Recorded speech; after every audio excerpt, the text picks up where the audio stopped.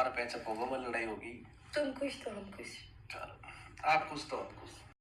है और बस मेरा तो भाई इतना है कि मैं ये सोचती हूँ कि अब मैं ये सोचने लगी, काफी लोग मुझे लेके जज करते हैं कि बड़ी प्रेरणा नक्चड़ी है, सेल्फिश है, कलखंडी है, जो भी है, बहुत सारे लोग ऐसी चीजें कमेंट करते हैं। मैं ना अब सिर्फ ये देखती हूँ, इसका मुंह देखती हूँ मैं बस, और मैं बस देखती हूँ कि चल ये खुश है तो ठीक है। तो बस अब ये चल रहा है कि मैं इसके पीछे, ये मेरे पीछे। रिलेशन अभी तो ना ये कुछ भी आशिक नहीं है, कुछ भी।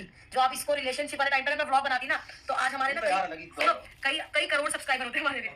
मतलब उस टाइम पे अगर हम व्लॉग बनाते, ये सुबह ना, मतलब वो नहीं होती रजाई मोटी वाली, सुबह 5:30 बजे उठ के ये मेरे घर के बाहर गली में रजाई ओढ़ के ऐसे मैं डर जाती थी कि कौन है 5:30 बजे, कौन है ठंड में, ये आ जाता था इतना।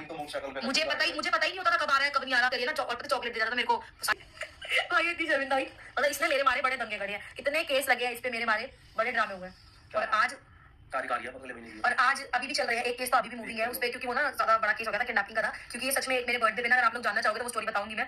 मेरे बर्थडे में मुझे खींच के ले गया सही नहीं, और इसकी पुरानी बात थी, हर बात कहता है ट्रक के नीचे जिस दिन हमारी शादी हुई है ना, उस दिन भी मेरे को बोला कि नहीं आएगी ना ट्रक के नीचे आके मर जाऊंगा। मैंने कहा चल, वैसे मेरे को पता मरेगा नहीं है, बस मैं डराने के लिए कहता है कि आ जाएगी।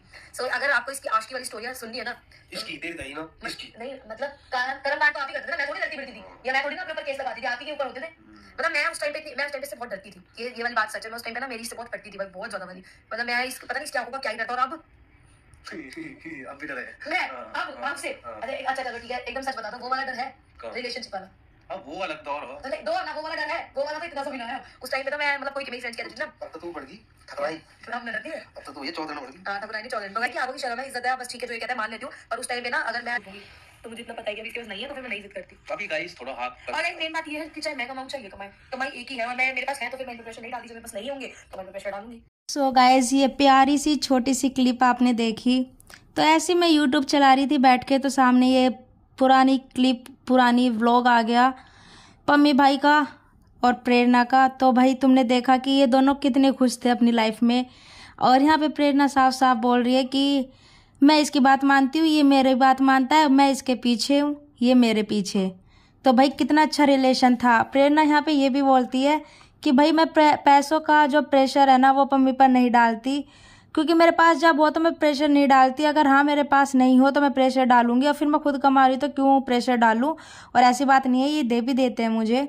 तो भाई ये छोटी सी क्लिप थी, और इसमें छोटा सा एक क्लिप ये भी था कि भाई उन्होंने अपनी छोटी सी एक लव स्टोरी का पार्ट बताया कि भाई इतना बड़ा आशिक था पम्मी, अगर मैं उस टाइम व्लॉग बनाती ना तो करोड़ों सब्सक्राइबर होते हम दोनों के, क्योंकि ये इतना बड़ा आशिक था। और मैं इससे इतनी डरती थी कि कोई झूठ से भी बोल देता था ना कि तेरे पीछे पम्मी खड़ा है, तो मैं डर जाती थी।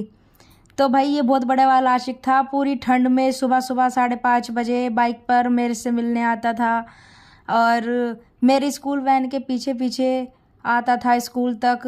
तो भाई ये छोटी छोटी क्लिप जो है ना भाई, हमें देखकर इतना वो हो रहा है कि ये सब कैसे हो गया। तो पम्मी भाई को कितना जोर पड़ता होगा ये सब चीज़ें देखकर, कि प्रेरणा कैसी थी, कितना प्यार करती थी पम्मी भाई से, फिर अचानक ऐसे क्या हुआ। देखो भाई मैंने अपने एक व्लॉग में ये भी बताया था, पिछले सेकंड या लास्ट पे बताया था कि भाई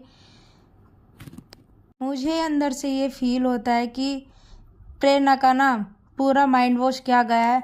आज तक सुना था लेकिन अब देख भी लिया कि भाई प्रेरणा का मुझे अंदर से फील होता है कि माइंड वॉश किया गया है, क्योंकि वो लड़की कितना प्यार करती थी, अपनी लाइफ में खुश थी अपनी बेटी के साथ, अपने पति के साथ, और फिर अचानक से ये सब हो गया। जैसे कि पम्मी भाई अपने हर व्लॉग में बोलते हैं कि भाई वो मुझसे बहुत प्यार करती थी, मैं उससे बहुत प्यार करता था, फिर अचानक से पता नहीं कौन सा प्यार का भूत चढ़ गया इस पे कि ये उसकी तरफ अट्रैक्ट होती चली गई, जो कि अभी भी है प्रेरणा का सोशल मीडिया के थ्रू जो पता चलता है हमें। तो भाई पम्मी भाई ने जैसे अपने व्लॉग में बताया है, तो भाई कितनी अच्छी फैमिली थी, कितने अच्छे से खुश थे ये दोनों, अपने व्लॉग बनाते थे। और ये ज़्यादा पुराना व्लॉग नहीं है, सिर्फ 1 साल पहले का, जनवरी का, जब प्रेरणा का बर्थडे था। जैसे कि इस साल भी बर्थडे था और पम्मी भाई ने विश भी किया था प्रेरणा को बर्थडे अपने इंस्टा पर। तो भाई ये छोटी सी फैमिली कितनी खुश थी, और अब क्या क्या हो गया 2025 में, जहाँ भी ये कसमें वादे करते थे कि भाई हम एक दूसरे को नहीं छोड़ेंगे, एक दूसरे से बहुत प्यार करते हैं, ये मेरी बात मानता है, मैं इसकी बात मानती हूँ, और इसके पास पैसे नहीं होते तो मेरे पास होता है, मेरे पास नहीं होते तो मैं इससे ले लेती हूँ, और ये मेरे लिए चॉकलेट लेके आता था, मुझसे इतना प्यार करता था, इतना बड़ा आशिक था, मेरे पीछे पागल था, और मैं भी बहुत डरती थी। तो अब वो डर कहाँ गया, अब वो प्यार कहाँ गया दोनों का, पता नहीं भाई।